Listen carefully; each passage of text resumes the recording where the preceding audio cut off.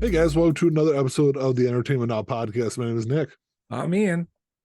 Like always, if you're watching this on YouTube, sure you give us the old thumbs up. Drop a whatever. What am I supposed to trying to say? Comment, Comment, like, subscribe. all the stuff you're supposed to do, all the YouTubey kind of stuff. Yeah. What's been going on, Ian? Nothing. No. No, nothing. So I got a question for you.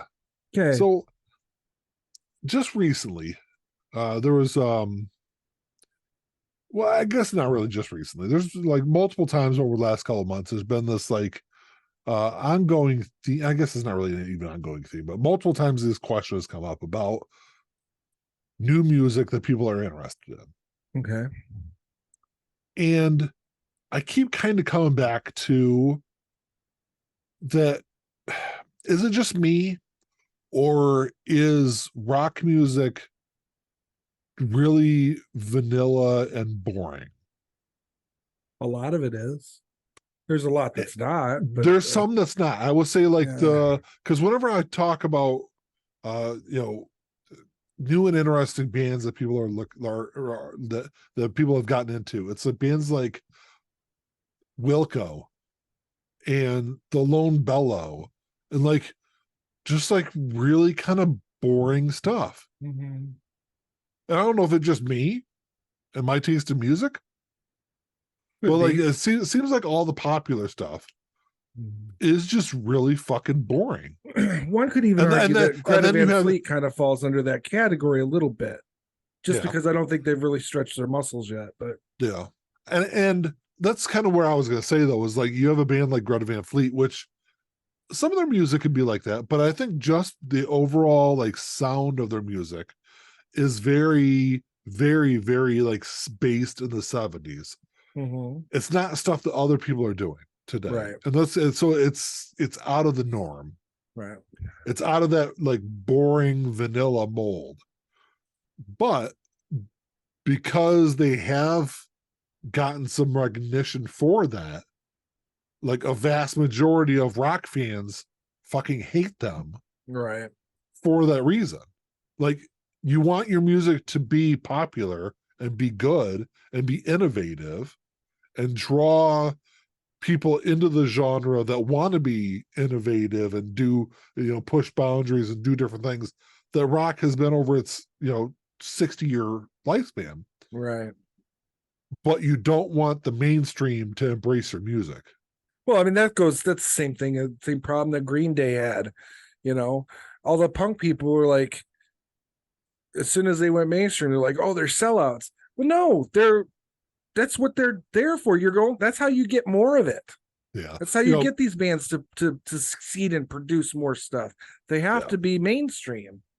People discredit the Ramones, right? Because they were always on a major label. Yeah. Yeah.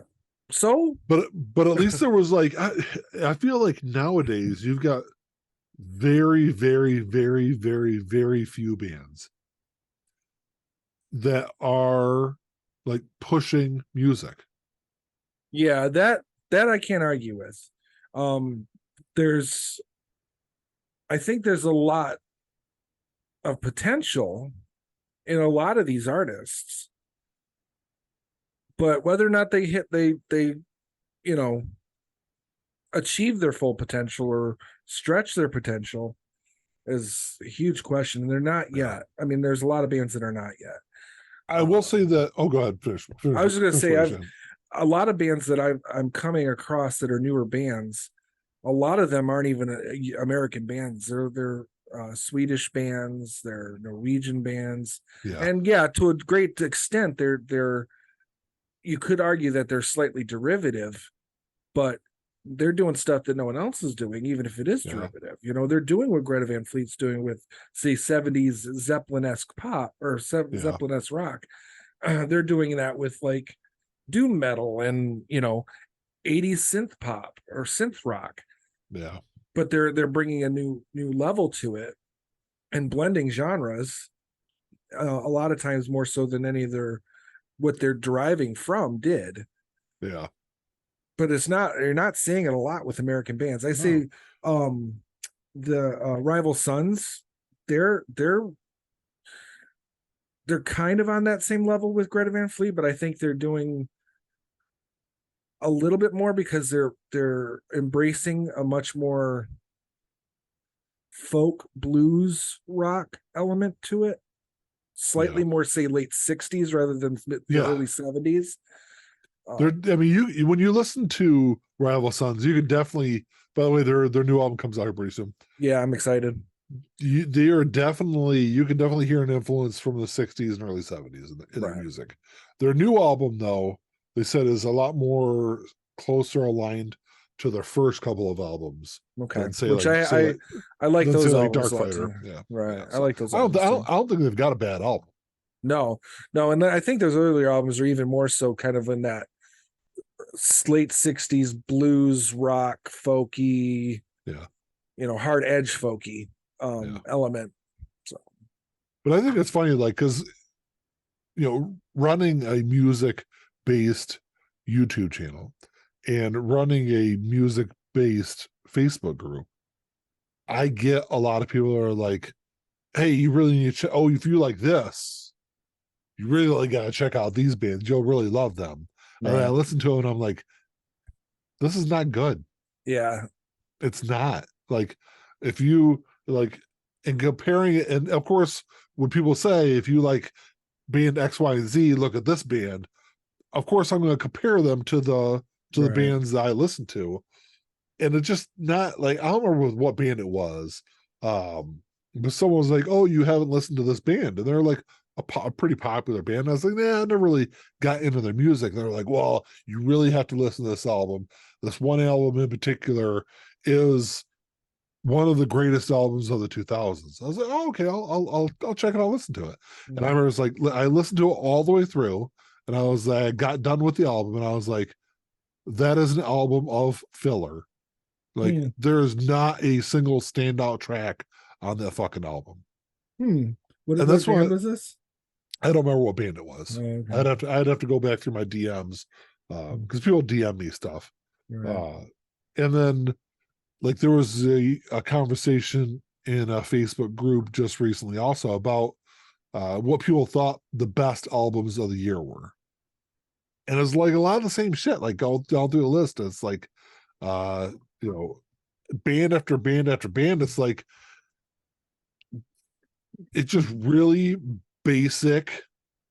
It's like all music now, or a lot of music now, is like heavily influenced by fucking Nickelback. Nickelback is a good band. There's nothing special about them. Right. Yeah.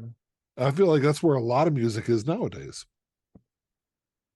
Yeah, you're not wrong. I think there's, or maybe I hope, that a lot of these bands just stretch their muscles and do something different.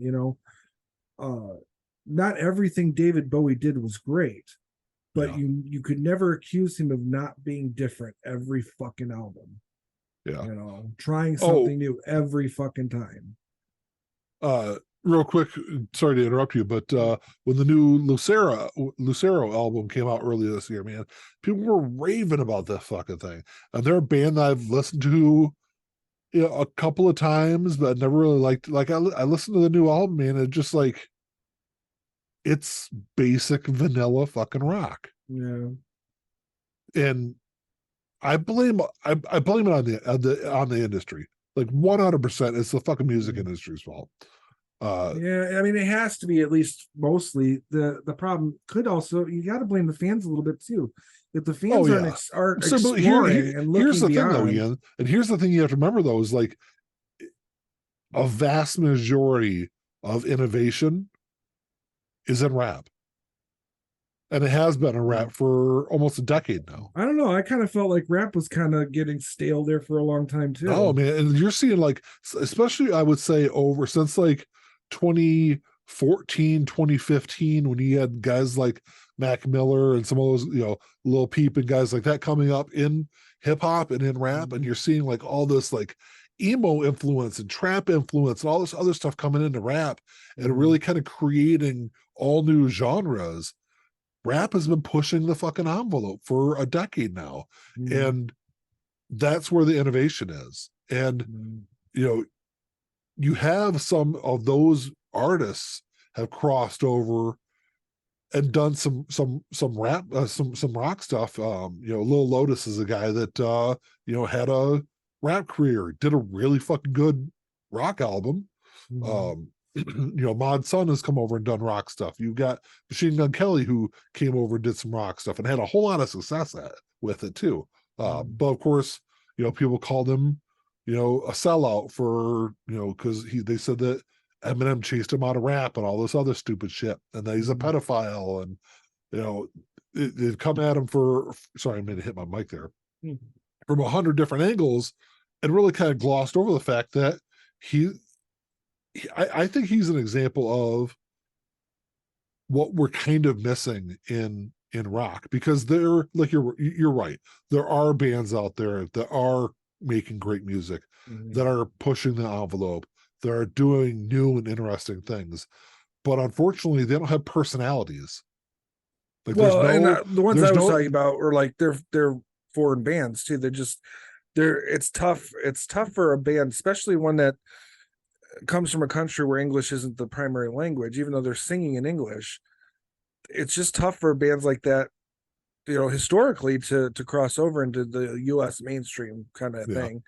So Ghost is an Well, exception, but but Ghost is kind of an example also. You've got a guy like Tobias Forge, who's an interesting guy. He is not, he doesn't even really have a personality either. Like, well, you his know, stage persona, that's what he's got. yeah, but I'm talking about like Well, off stage stuff. I would The say the height, vast majority of artists are not what they appear to be on stage or in their music, yeah.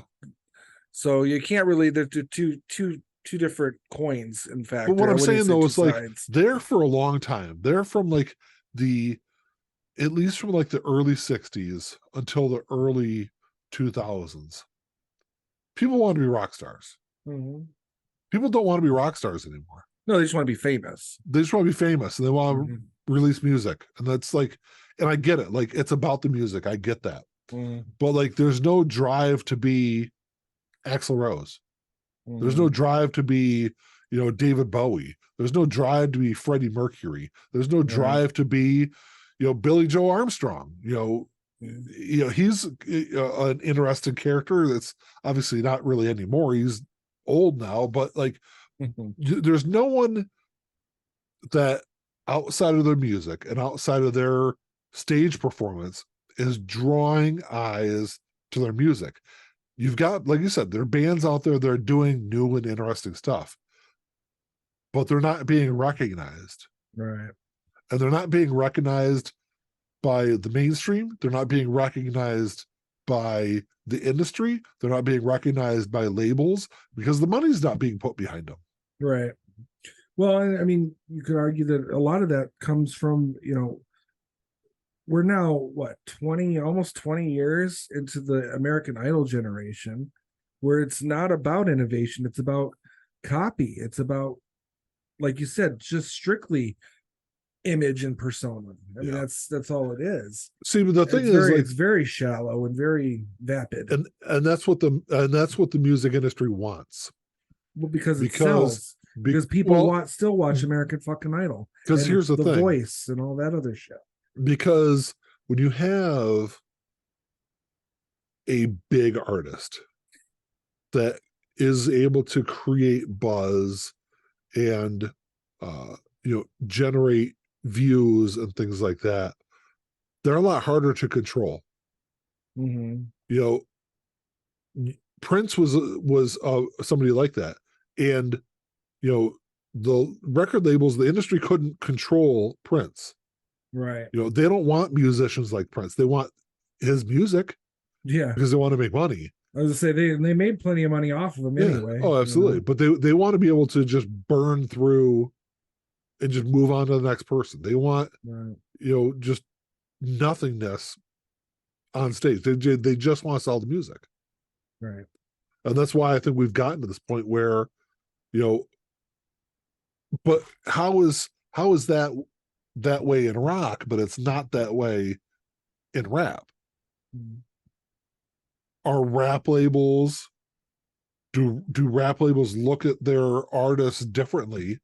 They look at their artists as a commodity along with the music as a commodity, whereas rock labels are looking at the music just as a commodity and the artists as a liability.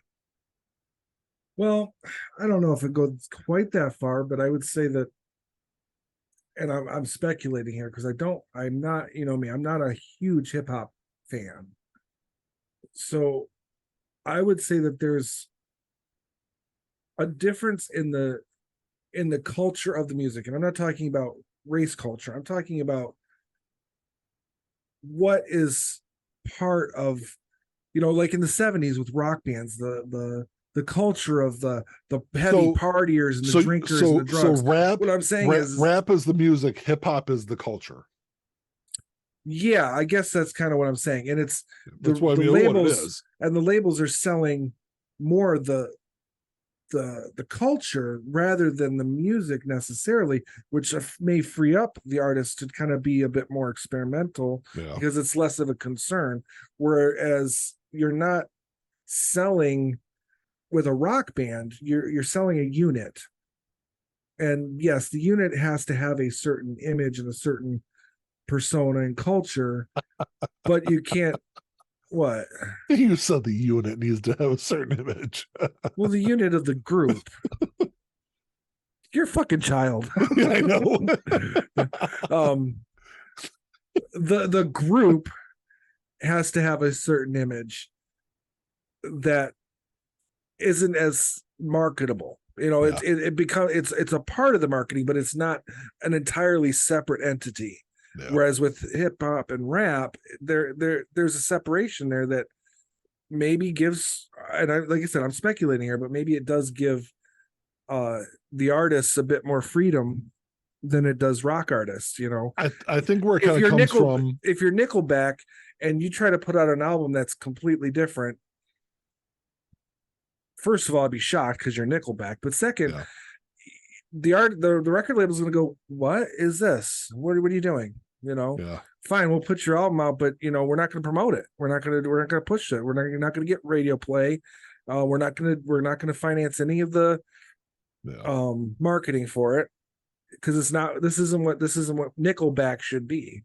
Yeah. You know, I'll say at least with like rap and hip hop, you know, there was a turning point in the late 80s, early part of the 90s, where all this extracurricular stuff outside of the music, outside of rap, was one of the reasons why rap music exploded with gangster rap. Like everything right. was going on, you know, outside, off the stage, out in the streets, in the community. You know, that was real life stuff that was happening to those musicians that helped craft their music and help craft their industry.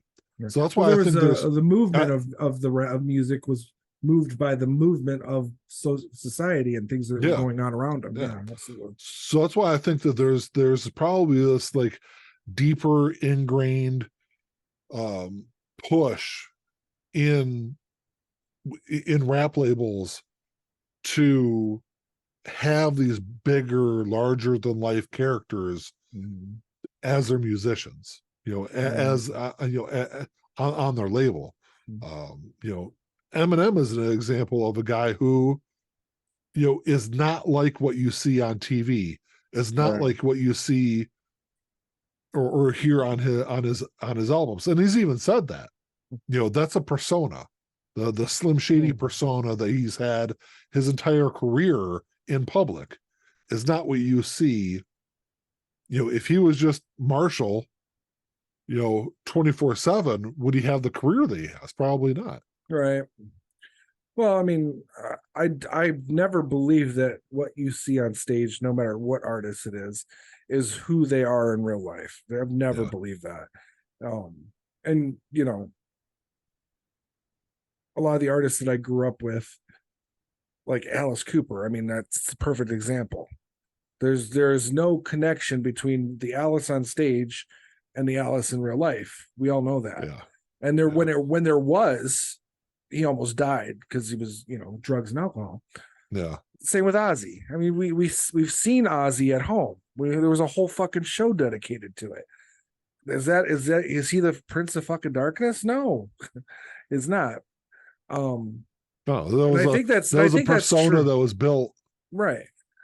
But I think that's true for the vast majority. And I would say, even with a lot of hip hop artists, they're probably, most of them are parents, they have kids, they're PTA meetings, they're doing all the boring, Yeah. stuff on a daily basis. Well, There's exceptions, obviously. I mean, yeah. But Kanye is probably an exception. I doubt he's much different in real life than he is on stage, depending on whether or not that day he's medicated. Well, Kanye has been medicated since his mother died. Yeah. But I forget what rapper it is. But there's somebody who's like huge, like one of the most popular rappers of all time. I don't remember if it's Dr. Dre or somebody like that, somebody out like up there in the upper echelon of rap, who grew up in a like normal neighborhood and like didn't live the life that they rap about in their music. Mm-hmm. But they still been able to sell records and be this larger than life personality because they look at what they can do outside of the music to self promote. Well, I would say there was a period to be this like larger than life character, and you don't have that in rock music. Right. There was a period in rap and hip hop history where, at least that I seem to notice, where you saw that it was typically a lot of white guys, singing about the hood where they grew up in the suburbs, and then it was a joke. It was Kid was Rock. a joke. Right. Kid Rock. Yeah. Kid Rock did that. Kid Rock's a joke just by accident of birth, but Kid Rock grew up in Romeo in a very well-to-do family. A rich family. Yes. But he claimed Detroit, and his first, like, if you listen to Sandwiches for Breakfast and Polyfuse Method, those were like very different albums than what people know Kid Rock to be. Yeah. But that's always been the joke on, like, even when I was younger, that was always been the joke about Kid Rock. Before he blew up and became what he American badass. Well, no, even before that, when he was still somewhat doing kind of rap stuff. Well, I know, I was saying that's when he blew up, was when he did the, grew his hair long and, basically became hillbilly messiah. Well, his hair was long when he was still doing rap too.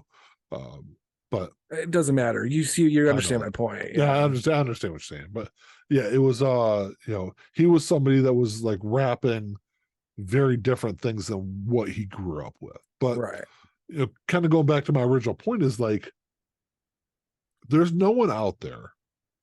There are no more rock stars. There's no one that seems to want to be a rock star. And that was kind of like one of the arguments that Machine Gun Kelly had, and he got a lot of grief for it too when he was talking about when he released Tickets to My Downfall. He made some kind of, I mean, of course he says a bunch of dumb stuff. I don't think it came off as quite the way he meant it, but he made a comment about being up on, they were seeing rock musicians up on stage in like comfortable shoes and just kind of standing there and playing their song, and then being done, and that was kind of the end of it. And there's like there's no one's getting drunk and throwing TVs out off the sixth floor of the Hilton and doing.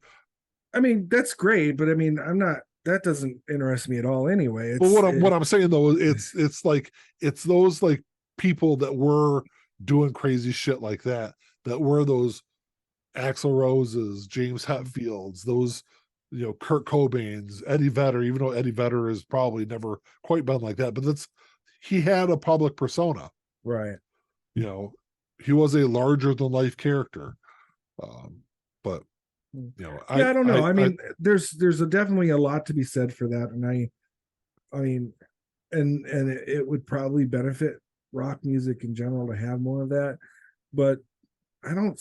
I mean, what did that get a lot of those guys? A lot of them are fucking dead now.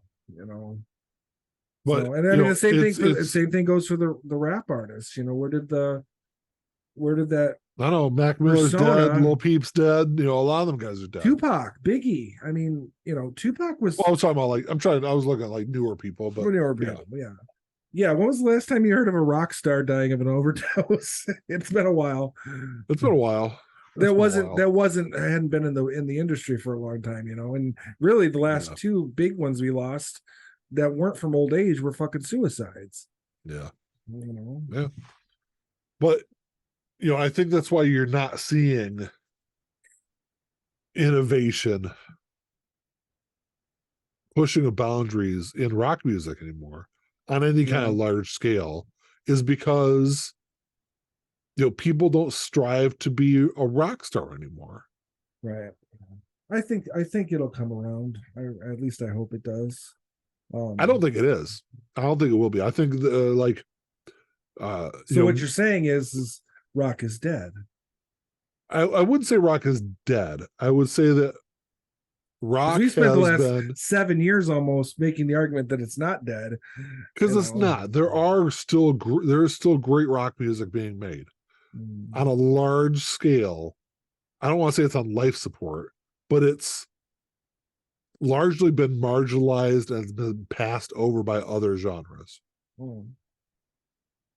Which could also be why the industry has to focus on selling what they know will sell and marketing what they know will sell, rather than experimenting on the next Bowie or the next Freddie Mercury.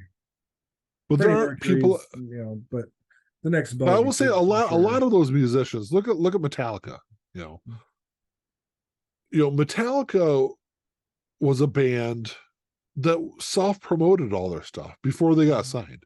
A lot of those bands, a lot of bands throughout music history have all been able to self-promote and do their own thing, and force labels and force the industry and force mainstream music fans to pay attention to them. No one's doing that anymore. No, well, you know why? Because again, it could just even though it's easier to do today. It is. It really is. But it's not about ease. It's easy to do it. Self-promotion is super easy. Whether or not it works is another question. And why self-promote yourself on something that is new and innovative or different, when you know that if you self-promote on something that's exactly like the last one that got 1 million views or sold 1 million records or had 1 billion downloads on Spotify, kids today, because they've grown up with that American Idol mentality. They've grown up with that. It's all about flash in the pan fame right now. Let's grab this while we can. And why care? Half of them are just playing, your basic, rock and roll anyway. Why does it matter? Why stretch the boundaries if, especially if you want to be popular, you want to sell those records, you want to make the money, you want to be famous. And I don't even think it's about fame. I think it's more about money, but the fame aspect of it kind of always been there. But, the artists we grew up with, fame was a detriment to them. Kurt Cobain hated being famous. Yeah, I think he was in the minority, though. Yeah, I mean, people I will say this. I think most bands, 98%, all of them, wanted to be famous rock stars. Yeah. Once they reached that, I think they realized how shitty of a life that is and didn't want to do that anymore. Right. And why? Again, that's a good point. Why strive for that when you can strive for the money and the moderate fame? But because bare minimum. you're seeing people still do that in other genres. Yeah. Do you know who Derek Smith is? I don't think so. He was the drummer for a band called Scary Kids Scaring Kids. Okay. Okay. He wanted to go off and do his own thing. Okay. Even though he loved rock music, he'd been a drummer since he was like 6 years old. He started rapping under the name Mod Sun. Now you know who he is. Yeah, only because of you, though. I wouldn't have known about him if it wasn't for you. And he had some moderate success. But to have that success, he had to do rap. Because he wasn't going to have that success as a singer, as a standard musician. Right. And I think he's somebody that has personality, though. He's a little closer to somebody that, he's somebody that grew up idolizing rock stars. Right. So he does have a little bit of that. Unfortunately, music wise, he's not on a level to even though he is on a label and things like that, but he doesn't get the push from the industry. But like no one in punk really has ever. So it's right. Outside of like Green Day and the Offspring, basically like 1994 to 1998 was like the commercial heyday. I'd say maybe 99 when Anima came out. It was like the commercial heyday. That 5-year period was the commercial heyday of punk music. Oh, there was some spatterings here and there in the late 70s and early 80s. Yeah. The Ramones. Ramones, Sex Pistols. There were the Clash. Yeah, I mean there were little, and there was a lot of punk kind of blended into new wave, in many ways, or at least new wave kind of blended punk into it. Yeah, so. And there was a lot of hard rock in the late 80s that blended a lot of punk. Guns N' Roses. They were hugely influenced by the Sex Pistols. Right. Luckily, not as much as that they could have been, which is good for them. Yeah. At least for us, because we have the music that. Yeah. I don't know. I never got Sex Pistols vibes from them. I mean, if anything, I would have said more Clash, more Ramones. Definitely more like maybe even MC5 kind of hard rock, Iggy and the Stooges kind of stuff. Just raw energy, hard rock. According to Axl and Slash, the Sex Pistols were one of the biggest, if not the biggest, influence on their music. Look, I guess maybe it's a good thing I don't see it because I'm not a big Sex Pistols fan. Neither was I. I'm not. Either, you've made that abundantly clear many times in our videos. Yes. Really? No.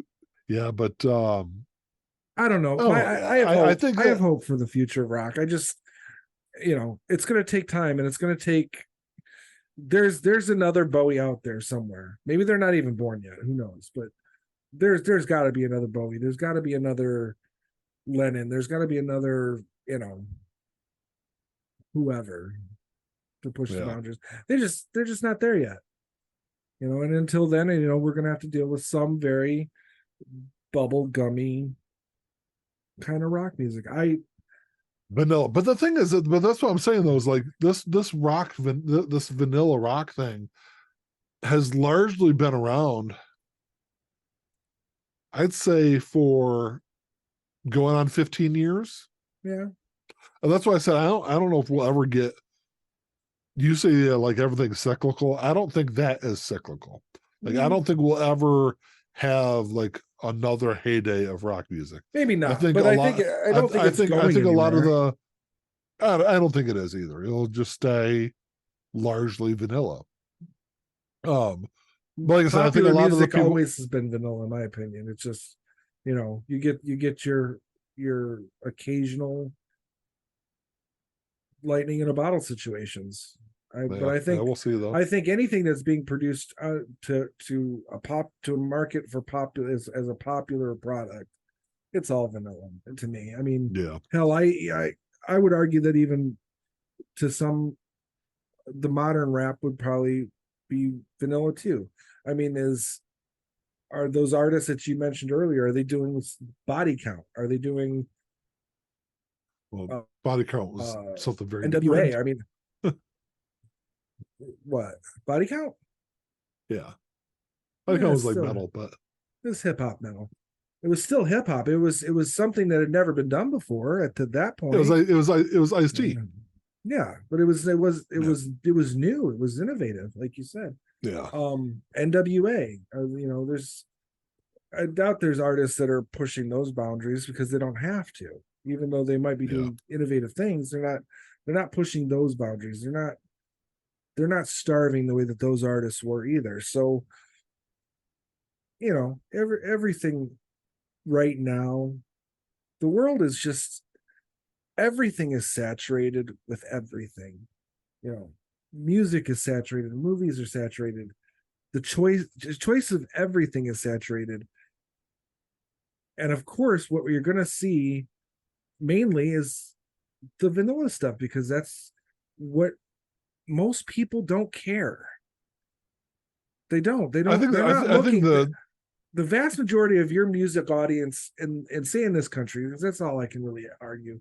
In this country, you go up to just anybody on the street, and I guarantee you, if you asked 100 people, at least 80 to 90 of them are going to say, I listen to a little bit of everything, because there's no passion in it. There's no well, drive that's to I think you're there's no drive wrong to there like because that. I I think that's you're based on wrong my there experience. Every person I've ever because I'm asked, somebody because I answered that question that way a lot of the times also. I don't know. To me, but Yeah, and then you know, but like well, then push them on. Well, what artists do you really like? Most of them go, I don't know.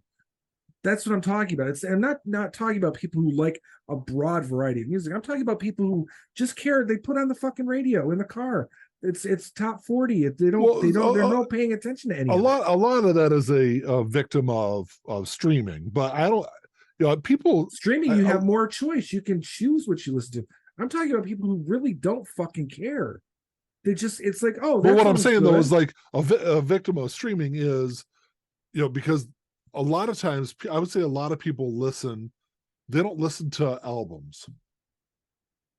A lot of people, a vast majority of people, listen to playlists. So you're getting an And endless why? stream Why do they do that? out of ease, out of Because they're convenience. yeah, because it doesn't really fucking matter. But They just want something in the background. I think it's a stretch to say they don't care or it doesn't matter to them because they do love No, music. yeah, They like the songs. everybody loves music. Everybody loves music. I would say that. Everybody has an artist or two that they really like, or a genre that they gravitate to. But you and I can listen to a large variety of things, but we're still going to have opinions. We're going to have deep rooted passion for the things that we truly But like. that's what I'm saying, though, is I think there's a lot of times that people, because everything has gotten so polarized, is no one wants to discuss how a vast majority of people just don't want to discuss what they think and what they like, because a lot of times they feel like they might not be the most knowledgeable on artists So X, Y, and Z. So they don't want to have a conversation. They don't want to have to possibly prove to somebody else. Well, I can the guarantee thing you was that. going around. The thing that's been going around on social media for at least 5 years is, oh, you like band X? Name 5 songs by them. Right. So I had that conversation. I don't want to have that conversation. Yeah. And I love music. I just know that people like you and me, and people on our Facebook page, and people who watch our YouTube channel, are people who would at any given time throw a record on before they turn the TV on, and would get into the car and play maybe a playlist, but it would be their selected playlist when they spent time curating to meet a certain desired effect. It put the effort into listening. That's one thing I can say is I don't listen to playlists. No, I generally don't either. Or if I do, I'll put an album on shuffle on my from my collected music, but it's very Yeah. rare. Most of the time I listen to full albums. Is But- your audio okay on your side? Because you're like really choppy on mine. You got choppy for a second, but no, I haven't been. It's Okay. fine. It seems fine to me. Hopefully it's recording okay. Yeah, it doesn't. I don't hear me in my headphones. I hear you, but I don't hear me. Oh. So I don't know. What was I saying? Oh, but most people are it's just a casual thing. They can go days without listening to music. I can't. I don't go days without listening to music. I listen to music every day. When I mean, I've gotten to the point where I'm not even like watching YouTube anymore. If I am, I'm doing it to find new artists or new types of music to listen to. 90% of what I do is focused around my enjoyment of music. That is not the standard. And I know you're very similar. It's not the standard. Most people are pretty fair weather about it. They just, I like country music. I like this guy, or I like rock. Sure, I like Zeppelin and Beatles. Sure, I like that stuff. But they're not passionate about it. And it doesn't matter that they can't name 5 songs. Well, I shouldn't. The fact that they can't. There's no passion to it. It's just, I like that. It appeals to me. It just comes off. It just sounds like you're coming off very judgmental. No, I'm not. What I'm saying is if that's the attitude for the vast majority of people, it's a lot harder to do things that are innovative and sell it, because anyone can do innovative stuff. And in the past, when artists don't care, that's usually when they get the best. They make the best stuff.